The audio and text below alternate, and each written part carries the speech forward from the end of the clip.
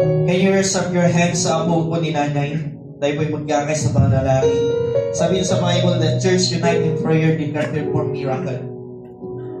Sa mga bata na nandun sa ospital ngayon, we believe that all of us ay talagang mananalangin, iiyak.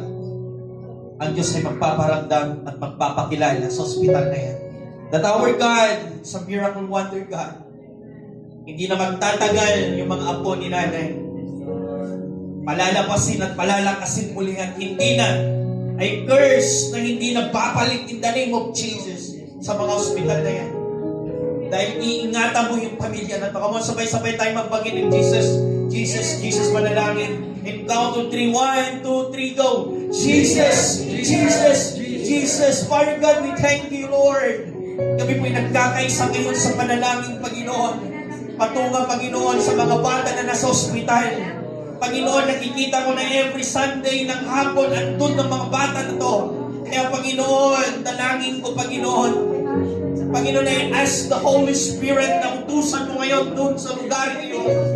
Spirit of healing in the name of Jesus. And I declare kalakasan sa mga bata kung ngayon nanghihina sila. In the name of Jesus, I speak, Panginoon, ng restoration sa kanilang mga kalakasan, Panginoon, na hindi sila magsusuka na, hindi na sila magtatayin na, Panginoon. And I rebuke yung spirit ng dengue, Panginoon. Walang dengue sa kanila in the name of Jesus. Panginoon, kami po nagkakaisa sa panalangin. Naniniwala, naniniwala kami, Panginoon, na hindi sila magtatagal doon, Panginoon. Bukas mismo, Panginoon, marirelease na sila doon. We believe of your power, Panginoon, na kayang kumalaw, kayang kumilos, na walang distansya ang panalangin. And I pray in the name of Jesus. Panginoon, lahat ng mga gamot na tinitake nila, use that medicine, Panginoon, to have praise sa mga bata na ito, Panginoon. Salamat, Panginoon. Uli, Panginoon, hindi yung pag-prepare po namin sa mga activities pa namin sa 28, Panginoon. Ikaw ang hari, Panginoon. Uli, Panginoon, hindi lang yung mga bata na nandun, kundi lahat, Panginoon, na nandun sa ospital na yon. Ma-encounter nila yung kabutihan mo. Ma-encounter nila, Panginoon, yung kagalingan nila.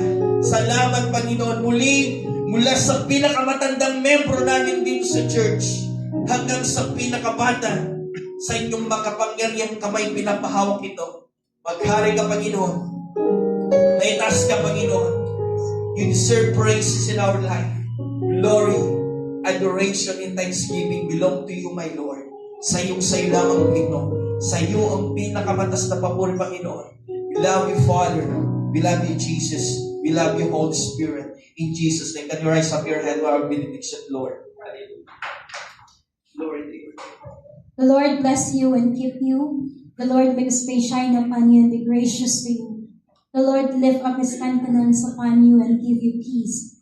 May the love of God the Father and the grace and mercy of our Lord Jesus Christ and the sweet fellowship of the gentle Holy Spirit be upon us all forever and ever. Amen and amen.